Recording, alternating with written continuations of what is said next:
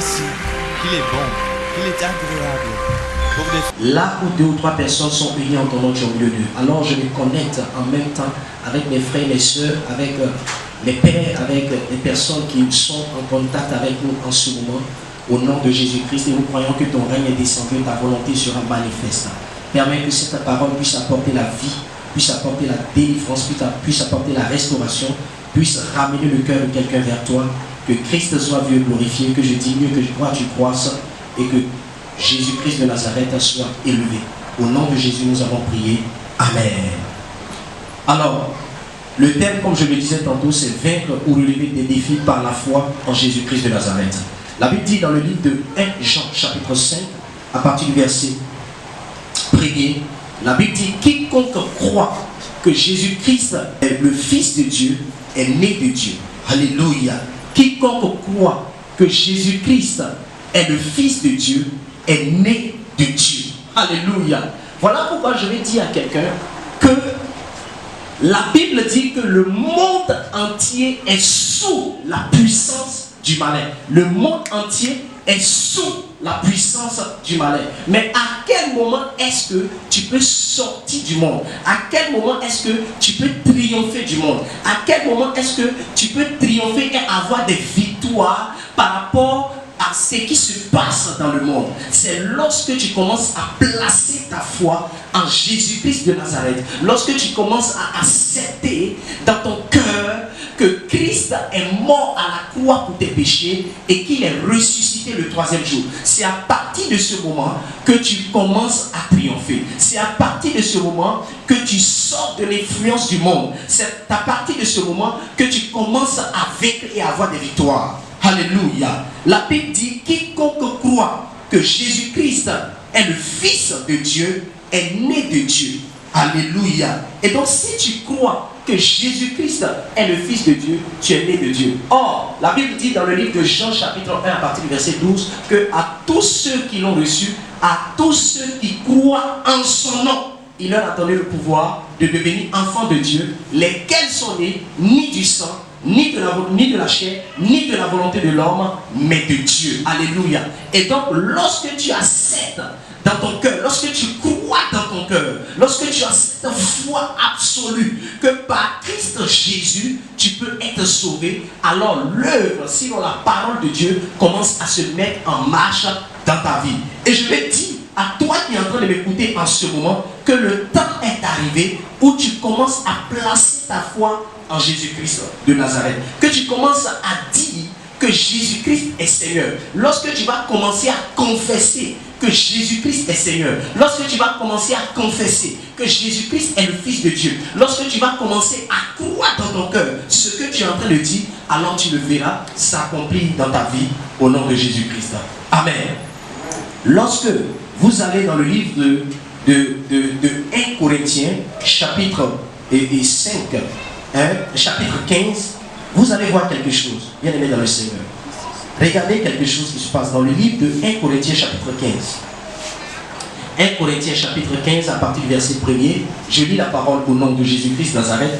Il dit, je vous rappelle, frères, l'évangile que je vous ai annoncé, que vous avez reçu, dans lequel vous avez persévéré et par lequel vous êtes sauvés. Si vous le retenez tel que je vous l'ai annoncé, autrement, vous aurez cru en fait. Je vous ai enseigné, avant tout, comme je l'avais aussi reçu, que Christ est mort pour nos péchés, selon les Écritures. Christ est mort pour nos péchés, selon les Écritures. Qu'il a été enseveli et qu'il est ressuscité le 3e jour, selon les Écritures. Et qu'il est apparu à Céphas, puis aux 12. Ensuite, il est apparu à plus de 500 frères à la fois, dont la plupart sont encore vivants et dont quelques-uns sont morts. Ensuite, il est apparu à Jacques, puis à tous les apôtres. Après eux, tous, il m'est aussi apparu comme à l'avorton. Car je suis le moindre des apôtres. Je ne suis pas digne d'être appelé apôtre parce que j'ai persécuté l'église de Dieu. Par la grâce de Dieu, je suis ce que je suis et sa grâce envers moi n'a pas été vaine. Loin de là, j'ai travaillé plus que tous, non pas moi, toutefois, mais la grâce de Dieu qui est avec moi. L'église, c'est la famille de Dieu. L'église, c'est les hommes et les femmes rassemblés au nom de Jésus-Christ. L'église, c'est toi et moi. L'église, c'est elle, c'est nous tous assemblés au nom de Jésus-Christ crucifié et ressuscité. L'église de Dieu n'est pas charnelle. L'église de Dieu est spirituelle. Voilà pourquoi vous devez savoir que lorsqu'on parle en termes d'église, vous devez savoir que l'église, ce n'est pas le bâtiment. Et lorsque on parle de divergence d'opinion ou de contradiction par rapport à la parole ou par rapport à Jésus-Christ, vous devez savoir que Jésus-Christ, c'est la parole de Dieu faite chair. Et si Jésus-Christ, c'est la parole de Dieu faite chair, ça veut dire que Jésus-Christ, c'est la parole de Dieu révélée, sinon manifestée. Parce que là où il y a révélation, c'est qu'il y a mystère. Et quand on parle de mystère, c'est quelque chose qui est caché. Alléluia. Lorsqu'on parle de révélation, c'est un mystère, c'est ce qui est caché, qui est révélé. Or, nous savons tous que la Bible dit au commencement était la parole. La parole était avec Dieu. La parole était Dieu. Rien de ce qui a été fait n'a été fait sans elle. En elle était la vie, et la vie était la lumière des hommes. Elle est venue chez les siens, et les siens ne l'ont point reçue. Mais à tous ceux qui l'ont reçu, à tous ceux qui croient en son nom, elle a donné le pouvoir de devenir enfant de Dieu. La parole de Dieu a été faite chair. Ça veut dire que la parole de Dieu est devenue visible. Ça veut dire que la parole de Dieu, esprit et vie, s'est manifestée, est devenue visible, tangible. Elle est devenue quelque chose qu'on peut toucher. Alléluia. La Bible dit au commencement, Dieu créa le ciel et la terre. Donc le ciel, quand Dieu a créé le ciel n'est pas visible. Le ciel, ce n'est pas le ciel bleu que tu vois. Quand on parle du ciel en termes bibliques, on parle du règne de l'esprit. Voilà pourquoi Paul parle des choses terrestres et puis il parle des choses célestes. Donc la parole de Dieu qui a été libérée, qui a été annoncée, c'est ce qui s'est manifesté de façon physique. Donc au commencement, Dieu créa les cieux et la terre. Genèse chapitre 1. Dieu créa les cieux et la terre. Ça veut dire quoi? Ça veut dire que Dieu a commencé d'abord par le spirituel. Par le spirituel, avant que cela ne se manifeste dans le règne physique. Alléluia. C'est ça la parole. Donc Jésus était au commencement. Jésus était avant le commencement. C'est par Jésus-Christ que tout a été créé. Aujourd'hui, quand vous regardez que tel pasteur dit ça, tel pasteur dit ça, tel pasteur dit ça, et les gens ne comprennent pas pourquoi il y a tant de polémiques, pourquoi il y a tant de divergences d'opinion par rapport à ce qui se dit ou par rapport à ce qui s'est fait. Bien-aimés dans le Seigneur, aujourd'hui, je suis venu vous dire que toute spiritualité qui est en dehors de Jésus-Christ crucifié et ressuscité est démoniaque et satanique purement et simplement. Quand on parle de spiritualité, tant que Jésus-Christ crucifié n'est pas la porte par laquelle tu es passé pour rentrer dans le règne de l'esprit, tant que ce n'est pas ça, ça veut dire que ta spiritualité est démoniaque. Mais lorsque le Saint-Esprit vous conduit dans les lieux élevés, vous conduit dans certains nombres de révélations, il y a des choses que Dieu peut révéler. Amen. Et lorsque Dieu révèle ces choses, l'appui de cette révélation est basé sur Jésus-Christ crucifié et ressuscité. Ça veut dire quoi? Ça veut dire que tout peut être révélé, mais la finalité, c'est Jésus-Christ. La finalité, c'est Jésus-Christ crucifié, qui est la fondation de notre foi, qui est la fondation de notre relation avec Dieu, qui est la fondation de notre vie chrétienne. Et si ça, là, vous n'acceptez pas ça, vous serez toujours ballotté par tout vent de doctrine. Vous serez toujours ballotté par des révélations qui n'ont ni tête ni queue. Lorsqu'on parle même du ministère prophétique, ou on parle du ministère apostolique, les 5 dons de ministère, qui les a donnés à l'église? C'est Jésus-Christ qui les a donnés à l'église. Et lorsqu'il les a donnés à l'église, le but c'était de quoi? Le but c'était de permettre que le règne de Dieu puisse rester, puisse demeurer à l'église, puisse se manifester sur la terre. Alléluia. C'est à cause de ça que quand les disciples demandent à Jésus, enseigne-nous à prier, il dit, lorsque vous priez, dites notre Père qui est dans les cieux, que ton nom soit sanctifié, que ton règne vienne. ta volonté soit faite sur la terre comme au ciel. Ça veut dire, ce n'est pas le ciel bleu que tu vois. Il dit que ta volonté soit faite sur la terre comme au ciel. Comme au ciel, c'est-à-dire comme dans le spirituel. C'est-à-dire comme tu le fais dans ta sainte présence. La gloire qui est manifestée autour de ton trône, la gloire qui est manifestée dans ta présence, c'est cette gloire-là qui doit être manifestée. Et regardez toutes les révélations que l'apôtre Jean a données. Regardez toutes les révélations que l'apôtre Jean a données et pourquoi il n'y a pas de contradiction parmi les apôtres. Il n'y a pas de contradiction parmi les apôtres parce que chacun avait reçu quelque chose de Dieu, mais la finalité, sinon la fondation, c'était Jésus-Christ qui était à la base. Voilà pourquoi, quand il y a des divisions, où il y a des polémiques, où il y a des spéculations par rapport à ce qui concerne la parole de Dieu, on doit s'asseoir et discuter pour voir qui a dit ce que vous êtes en train de dire. Est-ce que c'est vrai ou est-ce que ce n'est pas vrai? Alléluia. Lorsque, par exemple, je prends un exemple qui a fait un tourner sur les réseaux sociaux dernièrement, par exemple, le pasteur Mohamed Salomon était en train de parler, il a sorti une révélation. Est-ce que c'est qu'il a sorti là? Est-ce que c'est faux? Ce n'est pas faux. Ce n'est pas faux. Ce n'est pas faux. Si vous ne croyez pas ou vous ne le comprenez pas, depuis que ce monsieur est en train de faire son ministère, que vous connaissez avant même moi, qu'il est en train de faire son ministère, est-ce qu'il a dit quelque chose qui est en déphasage avec la parole de Dieu ou est-ce qu'il s'est comporté autrement que la parole de Dieu? Les gens veulent trouver toujours quelque chose à dire. Or, c'est le mensonge. Si par exemple, la Bible dit, prenez l'exemple de Jacob qui est devenu Israël.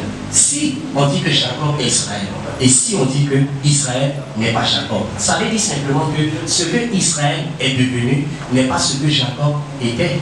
Jacob est devenu Israël, mais Israël n'est pas Jacob, d'autant plus que Israël ne peut plus faire ce que Jacob faisait. Abraham était Abraham. Abraham est devenu Abraham, mais Abraham ne peut plus être Abraham. C'est pas possible.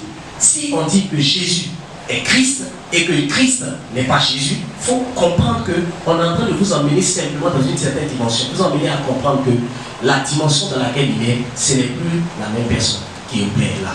Donc, si la Bible dit en 2 Corinthiens chapitre 5, verset 17, que vous tous, vous connaissez, en 2 Corinthiens chapitre 5, verset 17, il dit quoi? Celui qui est en Christ est une nouvelle créature. Les choses anciennes sont passées, voici toutes choses sont devenues nouvelles. Mais si je suis en Christ et que les choses anciennes sont passées, voici toutes choses sont devenues nouvelles. On dit celui qui est en Christ est une nouvelle créature. Ça veut dire quoi? À partir du moment où j'ai donné ma vie à Jésus-Christ, je suis un enfant de Dieu. Et si je suis un enfant de Dieu, ça veut dire que je ne suis plus un enfant du monde, je ne suis plus un enfant du diable, je ne suis plus contrôlé par le diable. Même si, étant donné que je suis enfant, il y a certaines choses qui m'arrivent, ou il y a certains erreurs, il y a certains péchés que je commets, ça ne veut pas dire que je ne suis pas un enfant de Dieu. Je suis un enfant de Dieu. Mais au fur et à mesure que j'avance, que je grandis, je deviens fils. Mais comment devenir fils? C'est en observant petit à petit, en écoutant la parole de Dieu, en méditant la parole de Dieu, en ayant une vie de prière. C'est à partir de là que je peux grandir et atteindre et devenir comme Christ. Parce que l'objectif, c'est en tant que chrétien, en tant qu'enfant de Dieu, c'est de devenir comme Christ. C'est de devenir comme Christ. Mais tu ne peux pas devenir comme Christ directement.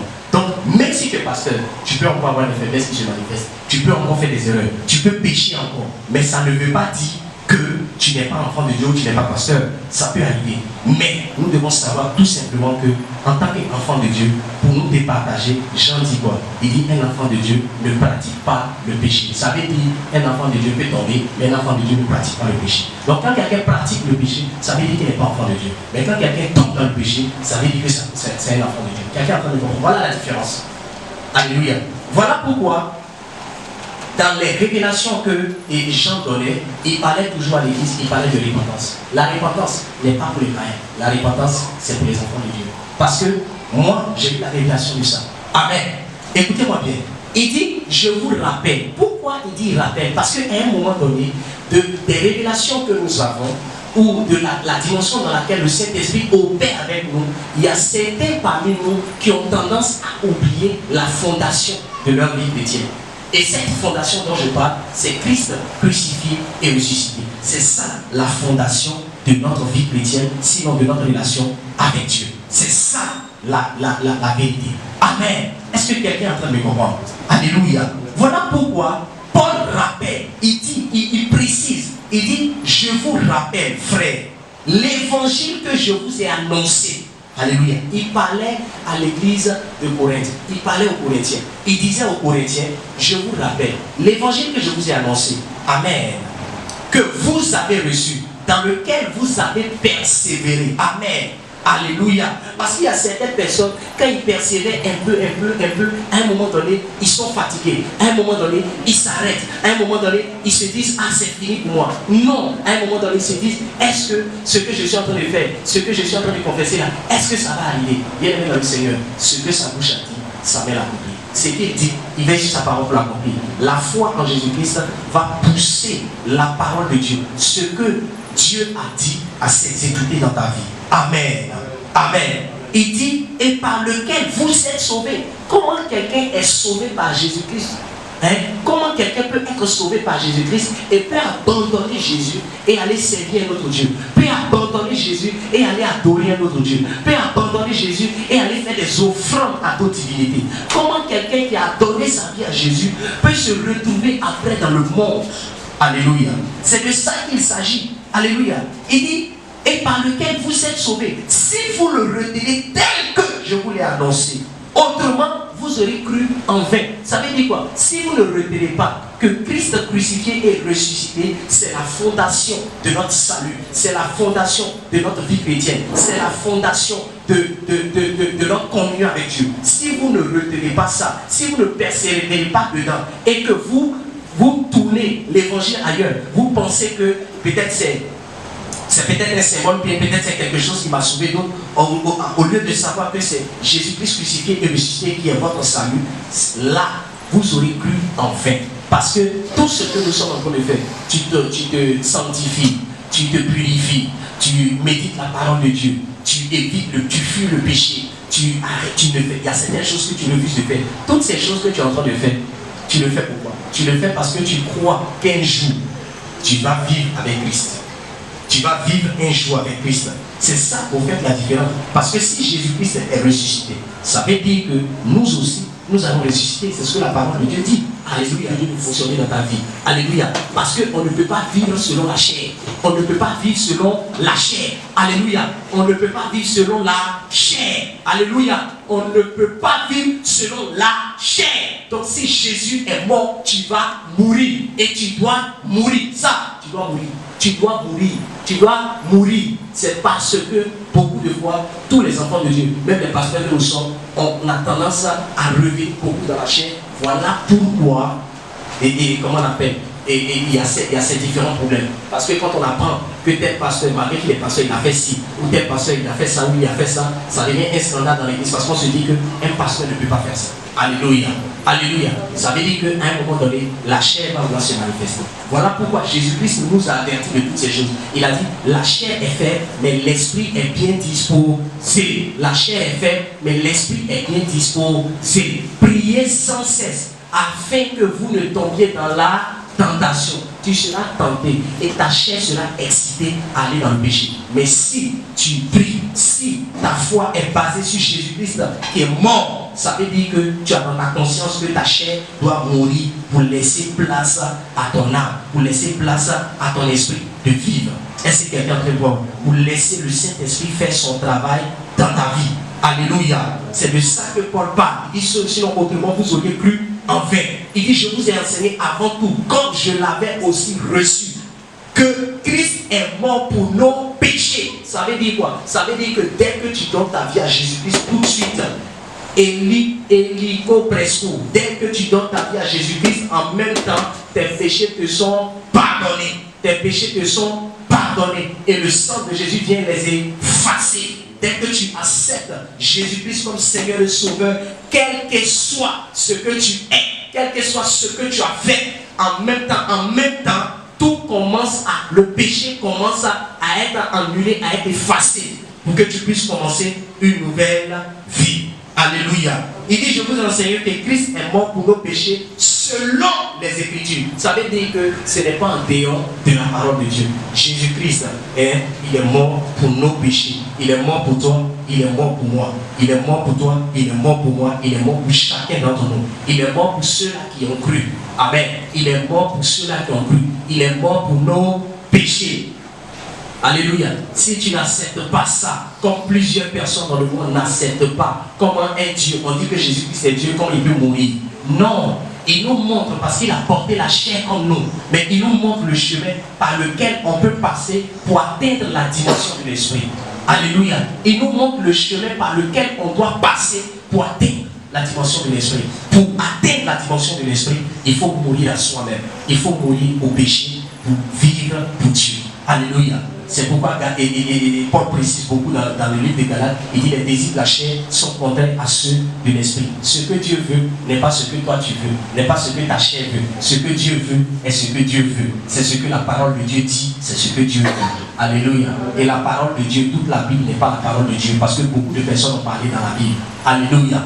Il faut retenir. C'est à cause de ça que je vous ai dit ici, achetez les Bibles où la parole de Dieu, les paroles de Jésus sont écrites en rouge. Vous achetez les Bibles où la parole de Jésus et les paroles de Jésus sont écrites en rouge. Là, vous allez voir ce que Jésus disait. Ce que Jésus disait. Alléluia. Et en fonction de ça, vous allez comprendre mieux la parole de Dieu. Amen.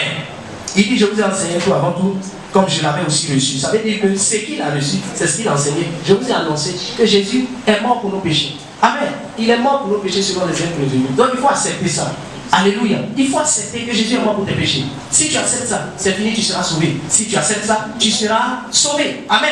Accepte que Jésus est mort pour tes péchés. Alléluia. Dis à ton voisin, dis à ta voisine, dis à ton frère, à ton frère et à ta soeur que Jésus-Christ est mort pour tes péchés. Aucun pasteur, aucun prophète, aucun apôtre, personne n'est mort pour tes péchés. Quels que soient les miracles que nous faisons, quelle que soit la dimension dans laquelle l'Esprit de Dieu nous utilise, nous devons savoir que tous ceux qui sont utilisés par Dieu, c'est parce qu'ils sont morts avec Jésus-Christ. C'est parce qu'ils sont morts. Ils ont accepté de mourir avec Jésus. Ils ont accepté de mourir avec Jésus. Voilà pourquoi ils vivent avec Jésus. Donc vivre avec Jésus, c'est vivre par l'Esprit. Vivre avec Jésus, c'est vivre par l'Esprit. Amen. C'est marcher par l'Esprit. C'est accomplir la parole de Dieu. C'est pratiquer la parole de Dieu. Donc aussi longtemps que ta chair n'est pas morte, aussi longtemps que tu n'as pas crucifié la chair, tu ne peux pas vivre pour Dieu. Alléluia. Et ça, c'est la vérité de la parole selon les Écritures.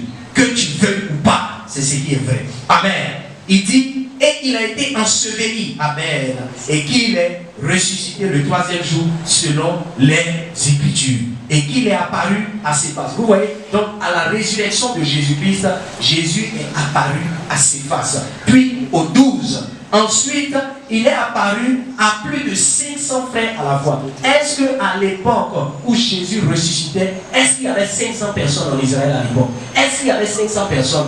Non, il y avait des milliers de personnes en Israël. Mais pourquoi c'est à 500 personnes? Pourquoi il s'est révélé aux 12? Pourquoi il s'est révélé à 500 personnes à la fois? Et pourquoi il s'est révélé à comment on appelle, à l'apôtre Paul par la suite? C'est pour nous dire simplement que la révélation, c'est Dieu se révèle à qui il veut, quand il veut, comme il veut. Donc tout ce que vous voyez aujourd'hui, vous devez savoir que la religion est différente de la vie chrétienne.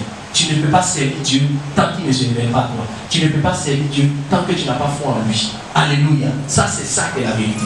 Amen. C'est ça qui est la vérité. Voilà pourquoi Jésus dit, nous disons ce que nous avons entendu et vu, et vous ne recevez pas notre témoignage. Et Jean dit, nous prêchons ce que nous avons vu, ce que nous avons entendu et ce que nous avons vu. Donc, qu'est-ce que Pierre a vu? Qu'est-ce qu'il a vu? Qu'est-ce qu'il a entendu? Alléluia. Ce qu'il a vu, c'est un esprit. Ce qu'il a vu, c'est un esprit. Ce qu'il a vu, c'est par révélation. Alléluia. Quand Pierre montait sur la montagne avec Jésus, et quand Jésus montait sur la montagne avec Pierre, Jacques et Jean, qui était là-bas? Personne n'était là-bas. Mais c'est écrit, mais c'est pas écrit. Quand l'apôtre Jean était en train d'avoir des révélations dans le livre d'Apocalypse, et tout ça est écrit dans la Bible, et aujourd'hui nous expérimentons ça. Quand les prophètes étaient en train de parler dans la Bible, pourquoi les gens croyaient en cela? Parce que dans tout ce qu'ils faisaient, Jésus-Christ était au centre, parce qu'il était avant le commencement. Amen. Il était avant le commencement de toutes choses.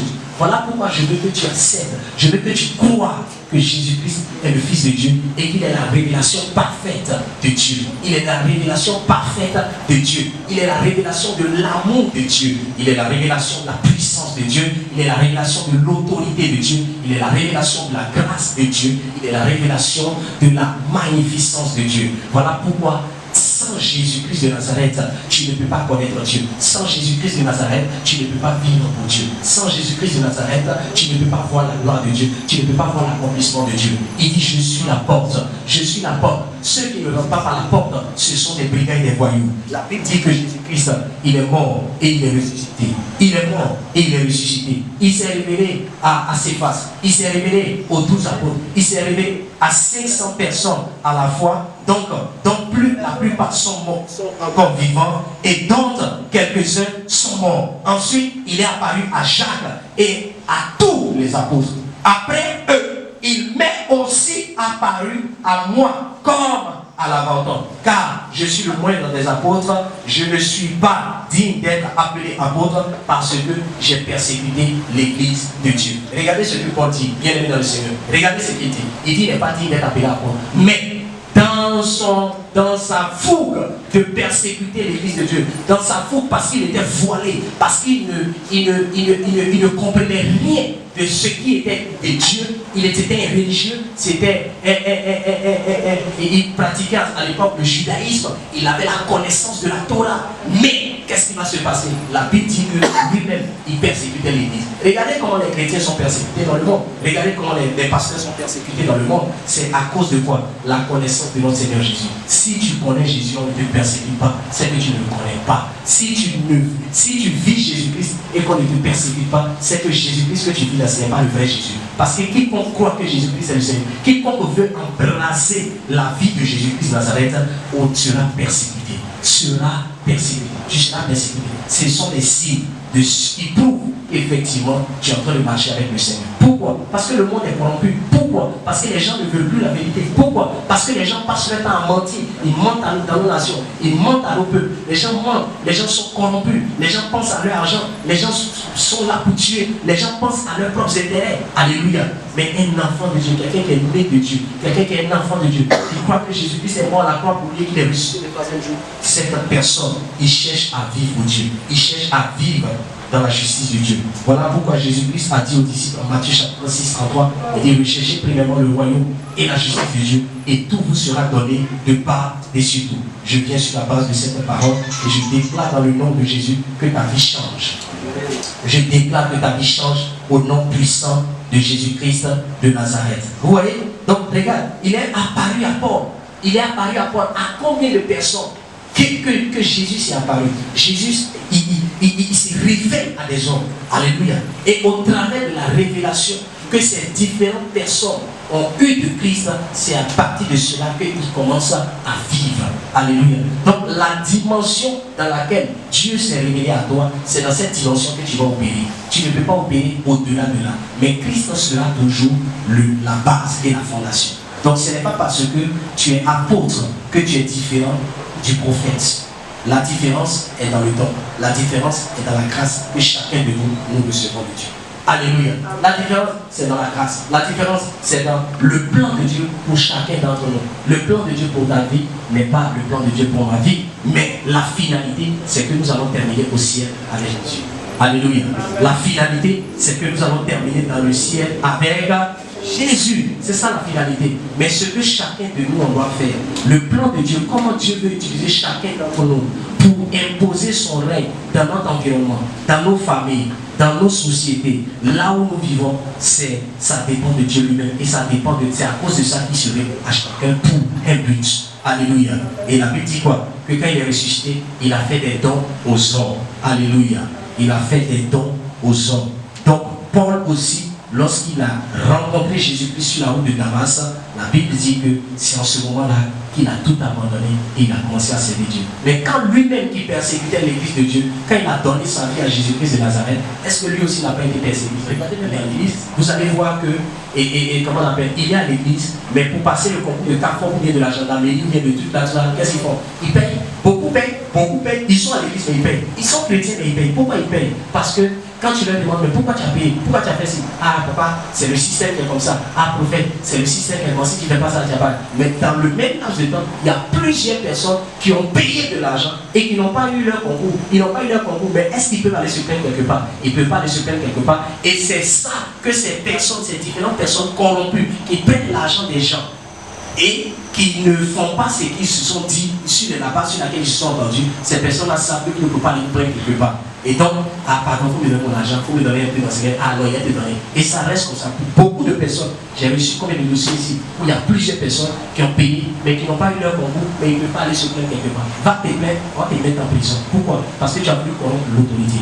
Et vous tous qui avez fait ça, vous allez rentrer en prison. Donc, c'est à cause de ça, les gens savent ça. Donc, arrêtez vos copains dans l'église et venez vous arrêter devant l'église pour dire non, vraiment, je vais rendre témoignage à Dieu. J'ai passé le concours des CAFOP, j'ai passé le concours de la gendarmerie, j'ai passé le concours de la police et puis j'ai reçu. Alors que toi-même, tu sais que tu as payé en bas, tu as corrompu les gens pour avoir. Et beaucoup de faux témoignages comme ça à l'église. Ça veut dire que tu as eu ce que tu as eu, mais est-ce que Jésus est dedans? Tu as la position que tu as, mais est-ce que c'est Jésus qui t'a donné cette position? On peut avoir la position, on peut avoir l'argent, on peut avoir la gloire, on peut avoir des maisons, on peut avoir la femme, on peut avoir des enfants, mais est-ce que tout ce que nous avons, la base de ce que nous avons, celui qui nous a donné ça, est-ce que c'est Jésus? Si c'est Jésus, alors la paix. Voilà pourquoi la Bible dit quoi? Que c'est la bénédiction de l'Éternel qui enrichit et ne se fait suite d'aucun chagrin. Les gens sont mariés, mais ils sont chagrinés. Alléluia. Ils sont chagrinés. Pourquoi? Les gens se marient et puis ils divorcent. Mais au début, quand ils sont mariés, qu'est-ce qu'ils ont dit? C'est Dieu qui m'a béni. Il m'a donné mariage. Il m'a donné femme. Mais pourquoi après ils divorcent? Ah, il m'a donné l'argent. Si c'est Dieu, il n'y a pas de divorce. Si c'est Jésus, Jésus va s'assurer que tout aille bien. Pourvu seulement que toi tu demeures dans la parole et que tu obéisses à la parole. C'est tout et c'est la vérité. Bien-aimé dans le Seigneur, je suis en train de dire la vérité. Si ta foi, sinon ta vie spirituelle est basée sur Jésus-Christ crucifié et ressuscité, c'est que ta spiritualité elle est divine. Mais si ta spiritualité n'est pas basée sur Jésus-Christ crucifié et ressuscité, c'est de la divination, c'est de la sorcellerie, c'est de la magie pure et simplement. Amen. Voilà pourquoi vous devez faire attention et arrêter de donner la gloire de Dieu à Satan. Comme aujourd'hui, vous voyez sur les réseaux sociaux, plusieurs d'entre nous passent leur temps à critiquer d'autres pasteurs. Plusieurs d'entre nous passent notre temps à chercher et à fouiller dans la vie des gens. Moi, j'ai quelque chose à dire aujourd'hui à ce sujet. La seule chose que j'ai à dire à ce sujet, c'est que celui que tu combats ou celui que tu critiques, là, si toi, Dieu est tout avec toi, fais plus que lui ou fais mieux que lui. C'est tout ce que je peux dire. Fais plus que lui ou fais mieux que lui. Mais si je n'ai pas capable de faire plus que lui, arrête de fatiguer les gens. Parce que quand vous dites que lui, il est de Satan parce qu'il fait des miracles, ou lui, il est de Satan parce qu'il a une grande église et une foule qui le suit, Jésus, là, est-ce que la foule ne le suivait pas? La foule le suivait. Pourquoi? Parce qu'il voyait des miracles. Donc, toi aussi, il faut faire des miracles. Il y a des gens, aujourd'hui, vous regardez, aujourd'hui, par exemple, une ville hostile, comme Bondoukou, par exemple, où il y a la sorcellerie partout, où il y a le maraboutage à outrance, où il y a le fétichisme à outrance, où des gens quittent partout pour venir jusqu'à Bondoukou pour faire de la sorcellerie. Mais à chaque carrefour, aujourd'hui, vous voyez les canaries, vous voyez les médicaments partout qui se laissent partout. Bienvenue dans le Seigneur. Est-ce qu'il n'y a pas quelques églises à Bondoukou? Il y a des églises à Bondoukou, mais des églises comme la nôtre par exemple. Est-ce que les gens ne nous dépassent pas toujours pour aller chez les marabouts? Parce qu'ils veulent des solutions à leurs problèmes. Si aujourd'hui, en tant que chrétien, tu ne comprends pas que tu dois être la solution de Dieu dans ta génération, c'est que tu as un problème. Parce que l'objectif de Dieu, c'est en te laissant vivre, lorsque tu as accepté Jésus-Christ, c'est de continuer à imposer le règne de Dieu sur la terre. Voilà pourquoi il a donné le pouvoir à l'Église, il a donné le pouvoir aux enfants de Dieu, pour que nous puissions maintenir son règne sur la terre, pour que nous puissions maintenir son autorité sur la terre. Et c'est ça qui est la vérité. Si Jésus a fait des miracles, je veux aussi faire des miracles. Si Jésus a guéri les malades, je veux aussi guérir les malades. Si Jésus a chassé les démons, je veux aussi chasser les démons. Oui, je veux le faire. Pourquoi? Parce que je refuse d'être quelque part dans un quartier et que dans le même quartier, il y a des marabouts là et on dépasse mon église pour aller chez les marabouts. Vous trouvez ça normal? Et des gens passent leur temps à se plaindre. Non, lui il est de Satan, lui il est de Satan, lui il est de Satan, lui il est de Satan. Fais mieux que lui, fais plus que lui. Si tu fais plus que lui, je te dirai que ah oui, parce que le Dieu que nous servons, il est au-dessus de toutes choses. Mais s'il est au-dessus de toutes choses et que celui qui est à côté de toi, il fait plus que toi, mais il y a un problème. Il y a un problème toi-même à ton niveau. Il y a un problème à ton niveau. Oui, c'est ce que je dis souvent à mes filles et à mes filles qui travaillent, les femmes commerçantes qui sont dans le marché par exemple ici, qui sont dans le marché ici. Bon, les autres femmes tout là, elles vont aller faire leur Nansiki, elles vont aller chez leur marabout, et puis leur commerce marche. Toi tu viens à l'église, mais tes commerces ne marchent pas. ton commerce ne marche pas. C'est quel genre de chrétien que nous sommes? C'est ça, il faut changer. C'est de ça que nous parlons. Et c'est des réalités. Et cette réalité-là doit changer. Parce que si la vie de Dieu coule en toi, ça veut dire que partout où tu es, tu dois réussir. Il dit, tout ce que tu fais, ça doit réussir. Il dit quoi? Il est comme un arbre planté près d'un courant d'eau qui produit son fruit en sa saison. Donc le feuillage ne se flétrit point. Mais tout ce qu'il fait, lui réussit. Psaume chapitre 1. Lisez, vous allez voir. Ça veut dire que tout ce qu'un chrétien fait, ça doit lui réussir. Alléluia. Ça doit lui réussir. Et ça doit avancer. Amen. Ça doit avancer. Vous devez savoir ça. La Bible dit quoi? Ils nous feront la guerre, mais ils ne nous feront pas. Oui, si Jésus-Christ est en toi, il ne faut pas penser qu'ils ne vont pas te faire la guerre. Ils vont te faire la guerre. Mais toi, c'est la victoire toujours.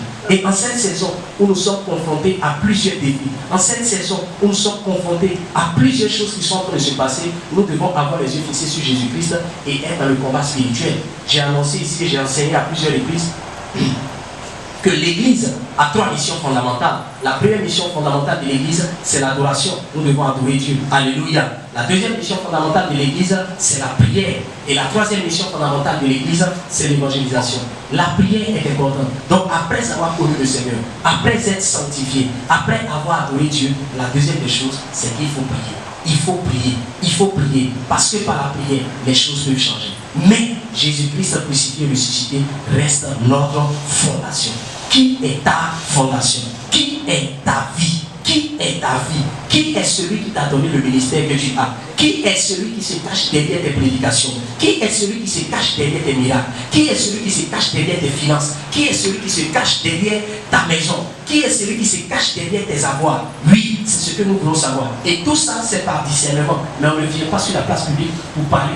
Non. Parce qu'il faut des résultats palpables et visibles qui nous montrent qu'effectivement, tel ou tel frère est du royaume de Dieu. Que le Seigneur vous bénisse et que sa grâce soit sur vous, là où vous êtes, au nom puissant de Jésus-Christ de Nazareth. Il s'est révélé Dieu tant que Jésus-Christ ne s'est pas révélé à moi, c'est pas possible. Je sais Dieu par révélation, là. Mon frère, si Jésus ne s'est pas révélé à toi, tout ce que tu es en train de faire là, tu es en train de faire ça sur la base de quoi? Mon imam a dit, mon pasteur a dit, le pape a dit, le prêtre a dit. Mais qu'est-ce que Jésus t'a dit? Jésus, toi, il ne te dit rien. En tant qu'enfant de Dieu, Jésus ne te dit rien. Jésus doit pouvoir te parler. Alléluia. Même en matière de paix spirituelle dont on parle aujourd'hui au sein de l'Église, paix spirituelle, tout ça, ces choses-là. Tant un père spirituel, avant d'avoir un père spirituel, il faut d'abord avoir Jésus. Avant d'avoir quelqu'un qui est ton mentor, il faut d'abord avoir Jésus. Parce que si nous ne servons pas le même Dieu, alors nous partons où? Nous partons à la dérive. C'est à cause de ça que, avant de te connecter à un homme de Dieu ou à une femme de Dieu, il faut être sûr que cette personne il a Jésus. Si tu as Jésus et qu'il a Jésus et que tu sais qu'au travers des grâces et des dons que tu lui as fait, il peut t'aider, il peut te soutenir, il peut te couvrir. Alors, c'est normal. Alléluia. Que Dieu nous bénisse et que sa grâce soit sur nous. Donc, la révélation de Jésus-Christ est venue à chacun d'entre nous. Alléluia. La révélation de Jésus est venue à chacun d'entre nous. Et quand Jésus est ressuscité, avant qu'il ne monte au ciel, quand vous allez dans le livre de Marc chapitre 16, à partir du verset 15 au verset 17, il dit allez par tout le monde. C'est Jésus qui disait ça après la résurrection, bien sûr. Il dit à ses disciples, allez par tout le monde, prêchez la bonne nouvelle. Et sur Facebook peut être un moyen pour moi de vous atteindre. Alors j'utilisais Facebook. Si WhatsApp peut être un moyen pour vous atteindre, j'utiliserai WhatsApp. Si YouTube peut être un moyen pour vous atteindre, je vais utiliser YouTube. Si tous les moyens, la radio est pour moi un canal par lequel je peux passer pour atteindre plus de personnes, je le ferai. Il dit aller partout le monde. Prêcher la bonne nouvelle. La bonne nouvelle, c'est quelle bonne nouvelle? La bonne nouvelle, c'est que Jésus-Christ est mort pour tes péchés et qu'il a été enseveli et qu'il est ressuscité le 3e jour selon les Écritures. C'est ça la bonne nouvelle. La bonne nouvelle, c'est qu'il n'y a plus de péché qui peut t'empêcher d'être béni. Il n'y a plus de péché qui peut t'empêcher d'avoir une bonne communion avec Dieu. Il n'y a plus de péché qui peut te maintenir dans la pauvreté. Il n'y a plus de péché qui peut te maintenir dans la maladie. Il n'y a plus de péché qui peut te maintenir dans l'humiliation, dans l'échec. Il n'y a plus de péché qui peut t'empêcher d'aller dans la présence de Dieu.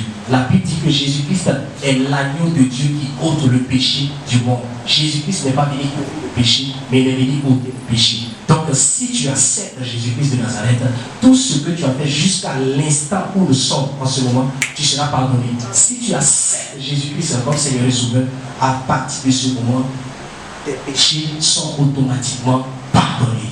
Alléluia. Est-ce que je suis en train de bénir quelqu'un? Est-ce que je suis en train de parler à quelqu'un? Vous qui êtes en train de m'écouter en ce moment, Que le Seigneur vraiment vous bénisse et que sa grâce soit sur vous. Donc, il dit, allez par tout le monde, prêchez la bonne nouvelle. Il dit, celui qui croira. Ça veut dire qu'on prêche la bonne nouvelle à la masse de personnes. On prêche la bonne nouvelle à tout le monde. Mais c'est celui qui croira et qui sera baptisé, qui sera sauvé. Pourquoi? Parce que tout ce que Jésus a fait, la symbolique représentait forcément quelque chose. Ce n'était pas par hasard. Non, ce n'était pas par hasard. Non, il dit quoi? Celui qui croira et qui sera baptisé. Donc, lorsque tu crois en Jésus-Christ crucifié et ressuscité, la première des choses, numéro 1, l'introduction, ce qui t'introduit dans le royaume de Dieu, c'est quoi? C'est quoi? C'est le baptême. Il dit qu'il sera baptisé. Or, le baptême vient du mot grec baptizo, qui signifie plonger, puis faire revenir à la surface. Le baptême est symbolisé par la mort et par la résurrection. Voilà pourquoi il dit, s'il est mort, nous sommes aussi morts avec lui. Et s'il est ressuscité, nous sommes aussi ressuscités avec lui. Et ce n'est plus pour nous que nous vivons, mais c'est pour Dieu que nous vivons. Donc c'est pour Dieu qu'on vit. Bien aimé dans le Seigneur, c'est pour Dieu qu'on vit. C'est pour Dieu que nous vivons. Tu vis pour Dieu. En acceptant Jésus-Christ comme Seigneur et Sauveur, tu vis pour Dieu. Tu ne vis pas pour toi-même. Tu ne vis pas pour les autres. Arrête de dire, ils ont dit, il paraît que, c'est-à-dire que je pensais que, qu'est-ce que Dieu t'a dit? C'est ça. Tu vis pour qui? Si je vis pour le Seigneur, alors je pratique la parole. Je fais ce qu'il m'a dit. Je crois. Qu'est-ce qui m'empêche de me baptiser? C'est ça qui s'est passé avec le surintendant de Candace. Amen. C'est ce qui s'est passé avec le surintendant. C'est Philippe qui l'a baptisé en acte des apôtres. C'est Philippe qui l'a baptisé. Il dit, qu'est-ce qui nous empêche d'être baptisés? Il dit, non, si tu crois, je peux te baptiser. Il a prêché l'évangile là et il a baptisé là. Mais il y a quelque chose qui m'a choqué là. Ça, c'est une parenthèse. Il y a quelque chose qui m'a choqué là. C'est-à-dire qu'on te dit que Philippe finit de le baptiser et il disparaît. Un homme de la même nature que toi et moi. Mais ça là aujourd'hui, les gens vont dire, hey, il est parti quelque part, il a fait quelque chose. Et on passe notre temps à vilipender, à critiquer, sans savoir que toutes les paroles que nous sommes en train de dire sur les gens, si ce n'est pas vrai, ça va te condamner après. Je vous dis, tout ce que tu es en train de dire sur les autres, si ce n'est pas vrai après, non, tu es mort dans le vide. Parce que ça va te condamner. Il dit quoi? Il dit que toute langue qui se lève en justice, frère, c'est une vérité. Il dit que toute langue qui se lève en justice contre toi, tu la condamneras. Ça veut dire quoi? Ça veut dire que toute personne qui parle de toi en mauvais, alors que ce qu'il est en train de dire n'est pas vrai, comme je suis un saint, et les gens pensent, comme je me sanctifie, et les gens pensent que je ne me sanctifie pas, comme je fais des miracles, et les gens pensent que c'est au nom des démons, ou que je suis un franc-maçon ou bien un rosicrucien, et puis ils passent le temps à me condamner. Comme que leur langue soit condamnée. Donc ça veut dire quoi? Ça veut dire que la parole que tu as dit là, ça c'est retour dans ta vie. Ça c'est retour. Ça c'est retour. Tu vas vivre ça. Une de mes filles est venue me voir un jour. Moi je ne savais pas. Je priais pour elle parce qu'elle avait un souci. Elle avait des problèmes avec son mari. Et elle était son mari même. Donc nous aussi on dit à Marie, on dit Marie. En fait elle n'était pas mariée, puis avec un monsieur. Donc, voilà, donc ils étaient en concubinage comme ça là. Amen. Mais le monsieur était connu de sa famille. Et bon, ils étaient dans le monde, ils sont païens. Et ils sont venus à l'église, ils ont connu le Seigneur, tout ça. Mais après un moment, la dame et le monsieur ont commencé à avoir des problèmes, tout ça. Donc, la dame, elle commençait à se chercher parce que ça n'allait plus entre les deux. Et elle commençait à se chercher. Et elle était venue voir. Ah, papa, il faut prier pour moi pour que vraiment je puisse avoir un truc de commerce. Et j'ai prié pour cette dame. Et Dieu a ouvert une porte pour elle. Elle a reçu 500 000 francs pour le commerce. Et elle est venue me voir. Elle dit, papa, tu avais prié pour moi, vraiment, j'ai reçu l'argent. Elle a reçu cet argent, je vous dis la vérité, cette femme, dès qu'elle a reçu l'argent, qu'est-ce qui va se passer? Elle me dit, moi, j'ai prié pour elle pour que vraiment le commerce qu'elle avait fait, ça puisse marcher. Je vous dis la vérité, ce jour-là, je ne sais pas si c'est parce que j'étais fatigué ou bien comment, mais je n'ai pas prié long. Je me suis levé, j'ai regardé cette dame et j'ai dit à la dame que ce que tu penses de moi s'accomplisse dans ta vie au nom de Jésus-Christ. Voilà ma prière que j'ai faite pour vous. Je n'ai pas fait une prière longue. J'ai dit que ce que tu penses de moi s'accomplisse dans ta vie au nom de Jésus-Christ. Donc si tu penses que moi je vais réussir, c'est que toi aussi tu vas réussir dans ton commerce. Si tu penses que moi je vais réussir dans mon ministère, toi aussi dans ton commerce, toi aussi tu vas réussir. Si tu penses que je vais échouer, tu vas échouer. Donc c'est ce que tu penses de moi, c'est ce qui va arriver. Et c'est ce qui est arrivé à la dame. 3 mois après, elle est venue, tout l'argent a disparu, elle a fait même des dettes, elle a fait des problèmes, elle est venue, elle est en train de pleurer. J'ai dit, mais qu'est-ce que c'est pas dit, papa, ça ne va pas, vraiment, je suis venu me confesser. Tu viens te confesser, il y a quoi? Je croyais qu'elle allait me dire, non, au fait, je suis tombé dans le péché sexuel, ou bien j'ai menti, j'ai volé l'argent, ou bien quelque chose. Mais elle me dit carrément que, papa, tu vois, la tête, ceux qui ne viennent plus à l'église, la tel frère qui ne vient plus à l'église, la tel frère, mais moi je leur ai parlé de toi en mal, c'est moi qui leur ai dit. Parce que les gens, à un moment donné, je crois que les gens ne venaient pas à l'église. Les gens ne venaient pas à l'église. Tu les appelles, tu les rencontres, tu les vois en ville. Ah, ma fille, mon fils, mais tu les appelles. Je vais venir, mais ils ne viennent jamais. Tu les rencontres, ils disent non, mais ils ne viennent pas. Qu'est-ce qu'il ne va pas? Ils ne te disent pas ce qui ne va pas, mais ils ne viennent pas. Déjà, c'était la dame. Qu'est-ce que la dame, elle a dit? Elle leur a dit que moi, quand je vais au Bénin, je m'avais fait médicament pour révéler qu'ils ne voyaient pas tous les miracles qui s'opèrent, que c'est sûr que moi, je fais médicament. Voilà. Donc, c'est ce qu'elle disait de moi. Et ce qu'elle était en train de dire, était en train de faire quoi? Elle était en train de détruire moi. Quand Boko Haram est venu, a commencé à tuer les gens au Nigeria, a commencé à tuer les gens au Mali et tout ça, au Burkina, tout ça. Combien d'hommes de Dieu se sont mis sur les réseaux sociaux pour prêcher, pour fortifier la foi des gens, pour dire aux gens que c'est possible que le trône vienne au milieu de ces personnes que le diable a envoyées. Le diable utilise toujours des personnes, le diable utilise toujours de la matière, le diable utilise toujours quelque chose que Dieu a créé pour faire ces choses parce qu'il a perverti toute chose. Est-ce que quelqu'un veut me comprendre? Oui! Combien de personnes?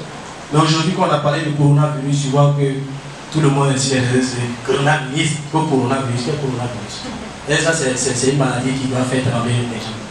C'est une maladie qui doit faire peur, qui doit faire vaciller ta foi. Non. Non.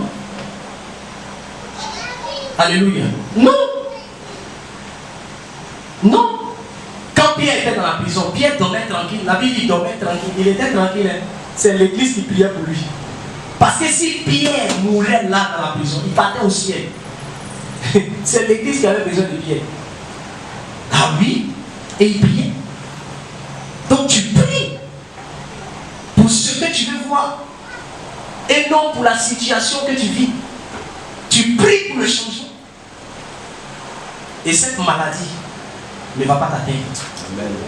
Cette maladie ne va pas t'atteindre. Il suffit seulement de croire. Il dit qui est-ce qui a triomphé sinon celui qui croit que Jésus-Christ est le Fils de Dieu. Si tu crois en Jésus-Christ, tu triompheras. Quel corona? C'est un esprit de mort qui se cache derrière. C'est un esprit de mort qui se cache derrière. Mais il s'est appuyé sur de la matière pour détruire. Tu ne sors pas dehors. Pourquoi les gens ne sortent pas dehors? Les gens ne sortent pas dehors. Et puis, les gens sont malades. Hein? Les gens ont dit ne sortez pas, restez chez vous à la maison. Que le virus est dans l'air.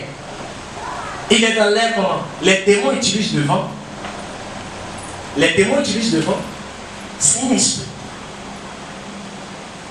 Alléluia. C'est un esprit. C'est un esprit. La mort est un esprit, non? Ou bien la mort n'est pas un esprit. Amen. Si la mort est un esprit, c'est que vous devez savoir que on doit combattre par l'esprit. Sur la base de la parole de Dieu. Déclarer que ça change au nom de Jésus-Christ de Nazareth. Amen. Et par révélation. Par révélation. Donc, lorsque tu reçois quelque chose que tu fais, tu le fais. Mais les gens veulent faire. Les gens ne veulent pas faire. Des gens veulent faire. des gens veulent critiquer. Les gens veulent faire, les gens ne veulent pas faire. Mon ami, si c'est poussé par l'Esprit de Dieu, fais-le.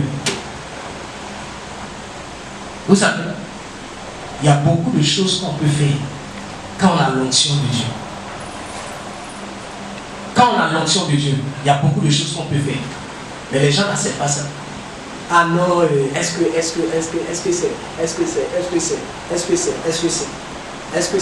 c'est. Alléluia.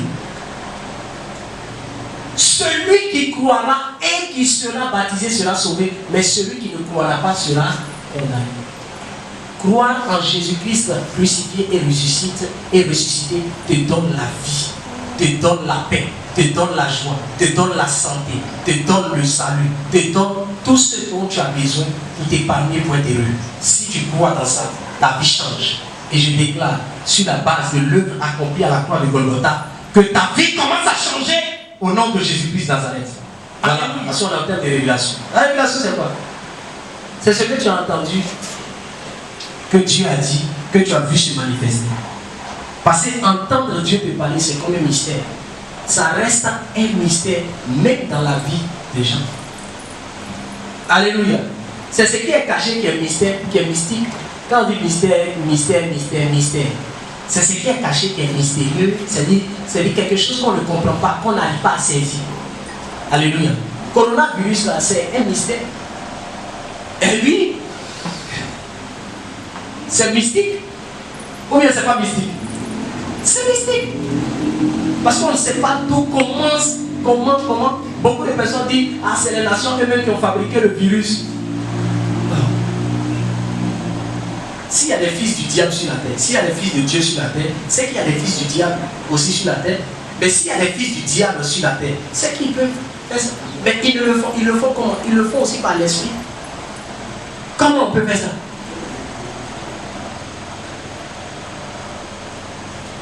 On dit non, c'est les chefs d'État, c'est tout, c'est tout. Actuellement même, on ne sait même plus qui a fait quoi. On dit non, c'est chloroquine qui a guéri. Après on dit c'est temps, d'autres disent c'est gingembre avec citron, d'autres disent c'est miel, il faut boire, ça va apaiser, ça va faire ci. On ne sait rien. Bon, VIH était venu, c'était la même chose. Les gens sont en train de dire, bon, ils ont donné prophétie, on ne doit pas se saluer, on ne doit pas faire ci. Bon, tout ça, nous, on sait, on ne comprend pas. Mais ce que je sais, c'est que quand Ebola aussi était venu là, c'était la même chose. Ou bien, quand Ebola était venu, on ne se saluait pas. Il y avait tout ça. Et au fur et à mesure que le monde avance, il y aura forcément des défis auxquels l'humanité sera confrontée. Il y aura des défis auxquels chacun d'entre nous sera confronté. Et ça, vous devez savoir cela. Pourquoi on veut fuir les défis? On doit les relever. Mais tu ne peux pas les relever sans la foi en Jésus-Christ. Les oppositions, les problèmes, on doit les vaincre. Mais par la foi en Jésus-Christ. Tu ne peux pas révéler, tu ne peux pas relever un défi ou vaincre une situation si tu n'as pas la foi en Jésus-Christ en ces temps de la fin, en ces temps qui courent. Ce n'est pas possible. Les chefs d'État, le président ghanéen, le président américain, et puis certains chefs d'État aujourd'hui sont en train de se mettre à genoux. Ils sont en train de demander prière. Pourquoi ils demandent prière? Ils n'ont pas dit fermer les églises. Pourquoi ils demandent prière? Parce qu'eux-mêmes ils savent que ça, ce n'est pas du jeu. Amen. Ce n'est pas du jeu. Ils savent. Et ça, ce n'est pas une affaire de Dieu. Si là aujourd'hui, est-ce qu'aujourd'hui dans les églises, aujourd'hui, il y a des guérisons miraculeuses? Si là qui propre. Et suis-moi, dis-moi, va dans les hôpitaux. Il n'y a pas besoin d'aller dans les hôpitaux. Jésus ne partait pas chez les malades. Une fois, il s'est déplacé. Mais c'est les malades qui venaient vers lui. Donc si tu es malade pour expérimenter, va voir un homme de Dieu, va prier pour toi. Et Dieu va le faire. Alléluia. Depuis la nuit des temps, l'église ou les hommes de Dieu sont la solution des temps, des hommes. Alléluia. Quand il y a un problème dans une nation, quand il y a un problème dans une ville, dans un pays, dans un village, à résoudre, c'est toujours l'église ou c'est toujours un homme de Dieu. Quelqu'un me dit alors. Oui. Quand vous allez dans le livre de 2 Rois chapitre 2, nous allons voir ça rapidement. Et je vais clôturer mon message. 2 Rois chapitre 2. 2 Rois 2 à partir du verset 19 au verset 21. Il dit, les gens de la ville dirent à Élisée, voici le séjour de la ville est bon comme le voit mon Seigneur, mais les eaux sont mauvaises et le pays est stérile. C'est les gens de la ville. Ils ont fait un constat et ils sont allés voir le prophète Élisée pour lui dire, le séjour de la ville est bon, mais les eaux sont mauvaises. Alléluia. Et le pays est stérile. Il dit, apportez-moi un plat neuf et mettez-y du sel. Et ils le lui apportèrent. Il alla vers la source des eaux et il y jeta le sel, du sel et dit, ainsi parle l'Éternel, j'assainis ces eaux. Il n'en proviendra plus ni mort ni stérilité. Et les eaux furent assainies jusqu'à ce jour, selon la parole qu'Élisée avait prononcée. Alléluia. Ça veut dire, Élisée a utilisé un symbole. On dit quoi? Les médecins soignent, mais c'est Jésus qui guérit. C'est Dieu qui guérit. C'est pas ça. On dit, c'est la solution. Le bonheur, c'est Dieu qui donne. Alléluia. Tu peux avoir l'argent qui n'est pas heureux, qui n'est pas heureux. Alléluia. Oui. Mais il y a des choses. Vous devez savoir que l'homme aura toujours besoin de Dieu. Il aura besoin de Jésus parce que la vie est spirituelle. Alléluia. La vie est spirituelle. Alléluia. Est-ce que vous êtes avec moi? Amen. Il dit apportez-moi un plat neuf et mettez-y du sel. Ils apportaient le plat neuf avec du sel dedans. Et la Bible dit Élisée a pris. Il est parti à la source. Et qu'est-ce qu'il a fait? Il a versé le sel et il a dit quoi? Ainsi par l'Éternel, il n'en proviendra ni mort ni stérilité. Et la parole du prophète s'est accomplie jusqu'à ce jour. C'est-à-dire, ce qu'il a déclaré s'est accompli. Mais il a utilisé quoi? Un symbole. C'est pourquoi à tous ceux qui sont en train de m'écouter en ce moment, je vais dire que là où tu es, si tu as déjà donné ta vie à Jésus-Christ de Nazareth, écoute-moi très bien. Là, c'est une instruction prophétique que je suis en train de te donner. Si tu as déjà reçu Jésus-Christ comme Seigneur et Sauveur, ce que je suis en train de dire, tu peux le faire. Et ça marche. C'est par la foi que tout se fait. Alléluia. Si tu n'as pas encore donné ta vie à Jésus et que vous voyez que vous êtes en masse, vous avez des problèmes, il y a des hommes de Dieu dans la ville ou dans les coins où vous êtes situés. Demandez à ces hommes de Dieu. Je vous dis la vérité. Prenez du sel, simplement. Prenez du sel simplement. Alléluia. Prenez du sel simplement. Prenez du sel simplement. Vous prenez du sel, comme ce sel-ci. Alléluia. Vous prenez du sel simplement. Même dans, comment on appelle, et les pompages là. Et c'est ça, c'est comme ça qu'on appelle. Quand on pompe là. Hein, dans les, comment on appelle, dans les espaces verts ou bien dans les champs, tout ça. Amen. Est-ce que vous savez que si vous prenez de l'eau et que vous mettez du sel dedans et vous priez dessus et vous pompez, est-ce que vous savez que quel que soit ce qui est dans l'environnement sera sain au nom de Jésus-Christ. Tu prends du sel et tu jettes dans ta maison, tu jettes dans ta cour. Et tu commandes au nom de Jésus, on ne parlera pas de mort. Ça veut dire quoi? Ça veut dire que toutes les personnes qui sont atteintes du coronavirus ou d'un virus quelconque qui est dans leur corps qui est en train de les détruire, ils peuvent être guéris. La deuxième des choses que vous pouvez faire, alléluia, vous pouvez prendre le sel. Je bénis ce sel au nom de Jésus-Christ de Nazareth. Amen. Est-ce que vous savez que le sel est béni? Je prends le sel, j'ouvre ma bouteille d'eau. Simplement, comme ça. J'ouvre ma bouteille d'eau. Tu prends de l'eau minérale. Tu ouvres ta bouteille d'eau. Tu prends le sel, simplement. Tu prends le sel simplement. Et tu mets un peu dans l'eau. Vous voyez ça?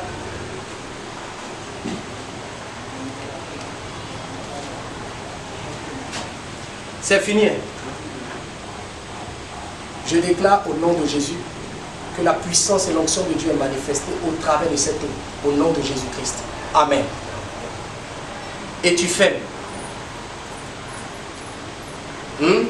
Tu remues seulement pour que le sel se dissout à l'intérieur. Amen. Et puis tu fais ça. Et puis tu bois. C'est tout. Et tu imposes la main à la personne et tu déclares, je commande que tu es guéri au nom de Jésus-Christ. C'est fini. La personne est guérie. Tu commandes seulement que la personne est guérie, la personne est guérie. On ne parlera pas de mort. Ça, j'ai utilisé ça pour des femmes qui avaient le sida. Pour des hommes qui avaient le sida, ils sont guéris. Il y a un monsieur qui était parti dans une église. Il dit on lui a vendu de l'eau. Comme ça, 70 000. Il avait ballonnement. Il avait un ballonnement dans son ventre. Et il dit, il était en train de mourir. Son ventre était dur. Dur. Il ne pouvait plus rien faire. Pendant près de 3 ans, cet homme ne pouvait plus rien faire. Il dit, on lui a vendu l'eau. Qu'il a payé une bouteille d'eau comme ça. On dit, au miracle. Il a payé ça 70 000 2 fois. Il a bu. Sa situation n'a pas changé. Il est venu ici. Ce jour-là, mon épouse était là et l'église, on était en plein culte. J'ai prié pour lui. Et j'ai pris l'eau salée. J'ai pris l'eau, j'ai mis du sel. J'ai prié dessus. Je lui ai donné, il a bu. Et j'ai prié pour lui de tomber sous l'onction. Quand il s'est levé, le ventre qui était dur est devenu mou. Il est parti à la maison ce jour-là. Il t'a fait une diarrhée pas possible. Et après quelques jours, le monsieur était totalement guéri. Comment on peut expliquer ça? Comment on peut expliquer ça, frère, bien-aimé dans le Seigneur? Je suis en train de vous dire que, est-ce que c'est le sel qui a saigné les eaux, qui était en train de tuer et qui a apporté la stérilité dans la ville de Jéricho à l'époque? Non. Ce sont les paroles que le prophète avait prononcées. Il a prononcé des paroles, mais il a prononcé des paroles sous l'influence de la puissance de Dieu. Pourquoi? Parce qu'il avait l'autorité prophétique sur lui. Il avait l'autorité prophétique sur lui. Donc dès qu'il a prononcé la parole, en versant le ciel, quelque chose s'est passé. Est-ce que c'est le ciel qui a guéri? Non, ce n'est pas le ciel qui a guéri, mais c'est la parole qui a guéri. Ouais, voilà pourquoi il y a certaines personnes. Il y a diversité d'opérations, mais le même esprit. Regarde, même si quelqu'un a le VIH, si quelqu'un est couronné ou coronisé, ou bien comment on dit, prends du sel en tant que serviteur de Dieu. Je te dis, si tu es réellement un serviteur de Dieu, c'est pas quelque chose de tous les jours. Non, je ne prie pas avec le sel tous les jours. Mais dans cette saison dans laquelle nous sommes, le Saint-Esprit m'a mis à cœur qu'en posant ce genre d'acte prophétique, des hommes et des femmes malades ayant été atteints du virus peuvent être guéris. Si tu es confiné dans ta maison et tu sens les symptômes que l'OMS, que les autorités sanitaires ont donnés par rapport à la maladie, et que tu es chrétien ou tu es chrétien, là où tu es, prends du sel dans ta cuisine. Prie dessus. Prends un peu d'eau minérale ou bien de l'eau de robinet si tu n'en as pas, là où tu es. Et verse un peu dedans. Et prie dessus. Et bois. J'ai dit, tu seras guéri. Tu seras guéri. Maintenant, lorsque les gens de la ville sont allés voir Élisée pour lui dire que la mort et la stérilité sont en train de frapper la ville parce que les eaux sont mauvaises, qui a dit à Élisée de prendre le sel? Qui lui a dit ça? Qui a dit à Élisée? Là, on ne nous dit pas qu'il a dormi et qu'il a fait songe. On ne nous dit pas aussi qu'il était assis et l'ange de l'Éternel lui est apparu pour lui dire, il faut leur dire de t'envoyer du ciel. On ne dit pas ça. Mais on dit la net. par l'Esprit, sous l'inspiration du Saint-Esprit.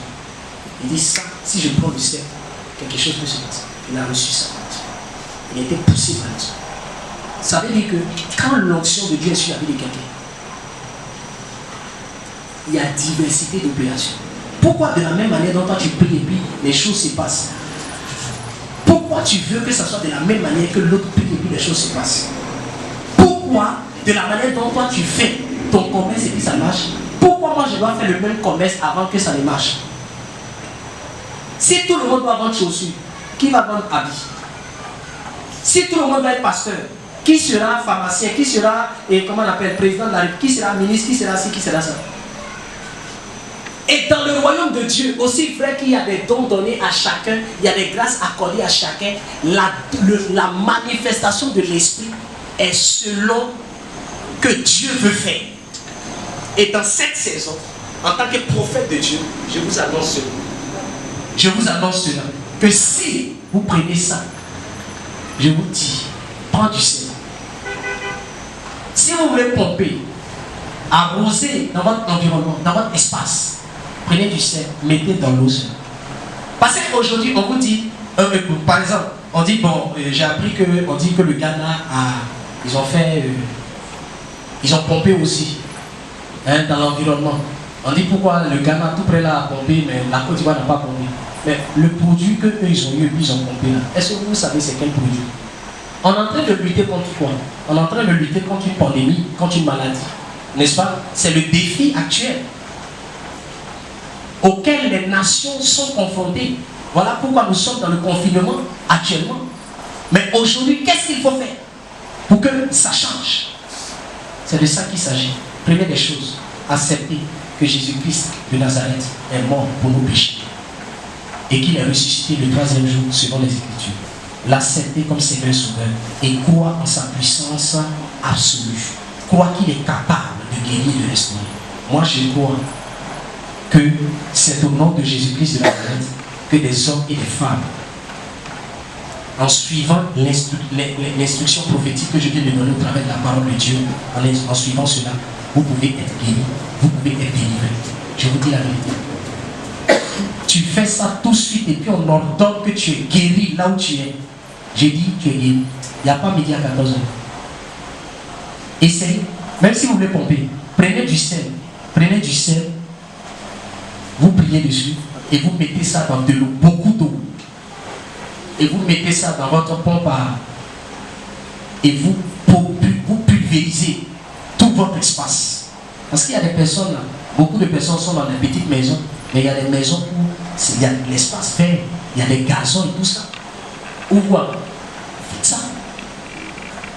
Même les endroits où on a mis les malades, où les malades sont couchés, prenez le sel et rentrez dans ces endroits. Versez le sel, éparpillez le sel comme ça, en déclarant, on ne parlera pas de mort dans cet hôpital, on ne parlera pas de mort dans cette salle. Même s'il y a 15 malades dans une salle sur des lits différents, je dis, versez seulement le sel et ordonnez qu'on ne parlera pas de mort. Les gens ne vont pas mourir. C'est au nom de Jésus-Christ. Si Jésus est mort pour nous, pourquoi nous devons mourir? Mais Jésus est mort pour moi. Pourquoi je vais mourir? Non. Arrêtez de penser que quand on dit on va mourir, on va mourir, on va vivre. Le chrétien ne va pas mourir, il va vivre. C'est le corps qui va retourner à la poussière. Mais le chrétien va continuer de vivre éternellement. C'est pourquoi on dit celui qui croit en Jésus-Christ a la vie éternelle. La vie éternelle est spirituelle. Mais le corps, il est physique. Et c'est parce que je crois en Jésus-Christ que je sais que j'ai la vie éternelle. Parce que je crois en Jésus. Donc si tu crois en Jésus, il n'y a pas de problème, tu as la vie éternelle. Parce que Jésus est éternel. La seule personne qui a vaincu la mort par la puissance de la résurrection, son nom c'est Jésus. Son nom c'est Jésus. Son nom c'est Jésus. Et si tu crois, tu seras sauvé. Si tu crois, tu seras guéri. Si tu crois, tu seras élevé. Si tu crois, ta nation va sortir de ce problème-là. Oui, je parle à la Chine. Je parle aux Espagnols. Je parle comment on appelle, à la France. Je parle à toutes ces nations qui sont touchées en ce moment. S'il y a des hommes de Dieu dans votre nation, dans votre ville, utilisez-les parce qu'ils sont loin de Dieu. Parce que l'Esprit de Dieu est sur eux. Donc, comme l'Esprit de Dieu est sur eux, s'ils prient sur le sel et s'ils ordonnent par leur foi, quelque chose va se passer. Au fait, le sel n'a pas guéri, mais c'est la parole et le Saint-Esprit qui a apporté la vie, qui a apporté la guérison. Ma prière pour toi qui viens de m'écouter cet après-midi, c'est que Dieu ramène ton cœur vers Jésus. Que tu saches qu'en dehors de Jésus, il n'y a pas de salut. En dehors de Jésus-Christ, il n'y a pas de solution. En ces temps de la fin, nous devons vaincre par la foi en Jésus-Christ. En ces temps de la fin, nous devons relever les défis auxquels nos nations, auxquels nous sommes confrontés par la foi en Jésus-Christ. Sans Jésus, il n'y a pas de vie. Sans Jésus, il n'y a pas de salut. Sans Jésus, il n'y a pas de guérison. À partir de maintenant, je crois que tu m'as entendu, tu m'as compris. Retiens bien ces versets, retiens bien cette parole. Que le Seigneur vous bénisse, que sa grâce soit sur vous, qu'il vous sécurise et qu'il vous garde et qu'il vous donne la vie au nom de Jésus-Christ de Nazareth. Amen, amen, amen. Que Dieu vous bénisse. Il est bon, il est agréable pour les frères d'habiter unis ensemble. C'est comme l'huile la meilleure qui, répandue sur la tête, descend sur la barbe d'Aaron. Il descend sur le bord de ses vêtements. C'est comme la rosée de l'Hermon qui descend sur les montagnes de Sion.